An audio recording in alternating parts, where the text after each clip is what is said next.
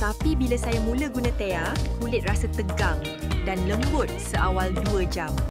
Itu dia. Dan dalam Canva yang menarik satu lagi, kita boleh panggil satu gambar tu, macam kita ada gambar produk tadi yang kita dah enhance tu, kita panggil balik, kita cropkan dia. Lepas tu kita boleh lagi satu dalam Canva pun ada satu elemen kita boleh stiker, macam kita kata buy now ataupun kita tulis beli sekarang contohnya kan. Beli sekarang. Enter.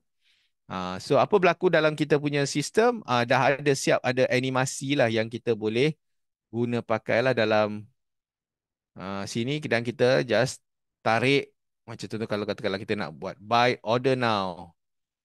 Kan? Ah, Boleh saja kita deletekan ini. Ah, Kecilkan sikit. Order now. Kan? Ah, Dah. Siaplah kita punya video kita gitu. Dah siap proses ni, dan kita boleh tekan share, terus download dan jadikan dia sebagai MP4. Dah siap. Itu sahaja prosesnya. Nanti boleh ulang-ulang balik lah. Google Flow tu ada tak app yang boleh buka dekat Google je? Kalau dekat telefon, Google Flow kena buka dekat Google Chrome punya browser. Itu dia.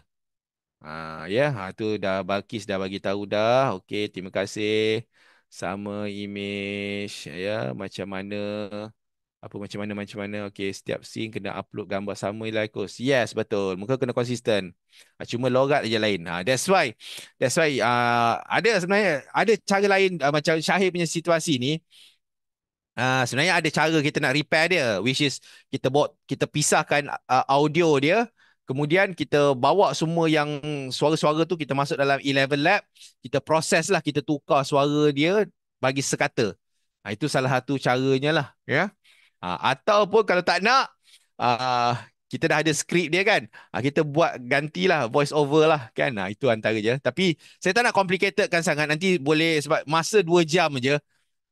Yang paling senang, Pak redha je lah. Tu yang saya cakap tadi, awak jangan buat dia macam Thanos kan. Kali ni memang ada sikit khilaf, tak apalah, janji dia dah dapat lah kan. Okay, alright. Sekarang tak mikrip. Okey, tak tahu kenapa. Okey, jom. Saya nak try sekali lagi. Ni awak, okey, Pak Jamil dia ada tanya, kenapa ni buat video VO3 dekat Canva tak boleh? Meh. Kejap. Okey. Okey, jom kita cuci papan hitam. Boleh saya pindahkan ke tempat lain? Okey. Kalau siapa tak nak pakai YouTube, yes, agak laju. Yes, betul. Minta maaf. Okey. Sebab saya ada berapa lagi teknologi ni. Awak memang kena rujuk balik YouTube. Memang sangat kritikal. Topik ni saya memang cadangkan anda kena ambil dan hadam balik ya. Okey, kalau buat voice dari boleh tak upload dalam Canva aja? Boleh, boleh saja, senang. Sebab dia sistem Canva dia boleh menerima voice ya. Okey. Saya nak bantu pada geng-geng yang okey, geng yang kata alah aku buat video 15 saat pun. Ya Allah, syukur. Gitulah nak bercakap. Okey, mari kita kita pergi tempat tu. Ni nak raikan, at least boleh buat satu video pendek-pendek je. Okey. Alright. So apa anda buat dekat Canva ni ada satu, kalau anda kena Canva kena pakai Canva. Sekejap, saya tak pasti Canva free boleh pakai ke tidak. Tapi cubalah try dulu. Pergi dekat Canva AI, anda tekan video clip ni. Tapi saya tengok dia ada crown ni. Crown ni biasanya kena bayar ni. Kalau crown ni kena bayar. Kan? Sekejap. Ada soalan apa lagi? Susi kata, Coach, kalau nak edit selain daripada Canva, boleh ke CapCut? Ya, silakan. Kalau Susi pandai CapCut, silakan. Saya ni suka aja pakai Canva sebab sekarang Canva dah satu pusat sehenti lah sekarang ni.